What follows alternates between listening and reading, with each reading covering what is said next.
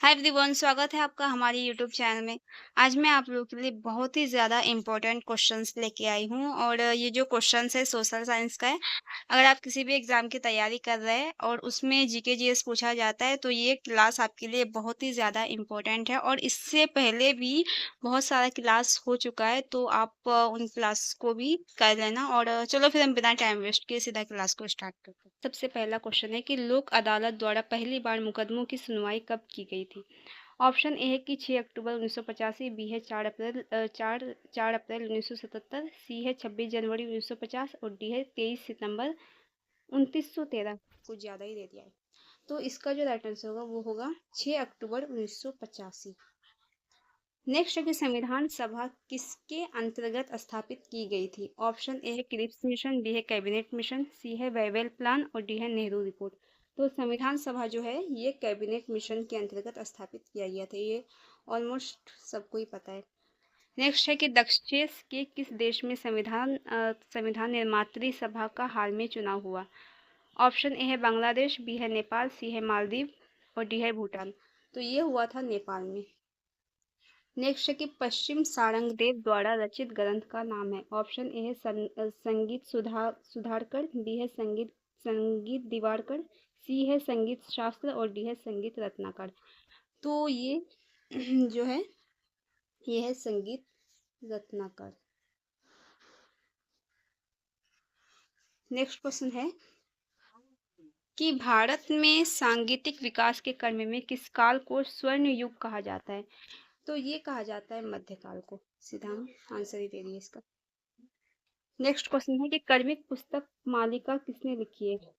76 है ना, तो इसका जो राइट आंसर होगा वो होगा ऑप्शन ए, 77।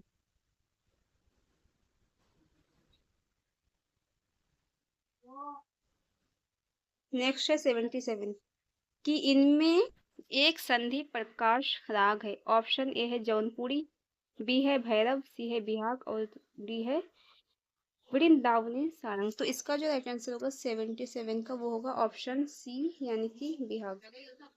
नेक्स्ट है कि इनमें एक संगीत में माना जाता है। ऑप्शन ए है ऋग्वेद, बी है सामवेद, सी है यजुर्वेद और डी है अथर्ववेद। तो संगीत है ना, तो संगीत माना जाता है, ये माना जाता है बी को, यानी कि सामवेद। नेक्स्ट क्वेश्चन है कि अल्फांसो एक प्रचलित किस्म है। ऑप्शन ए है नाशपाती की, बी है केला की, सी है आम की और डी है सेब की। अल्फांसो तो ये है आम की प्रचलित किस्म है। 80।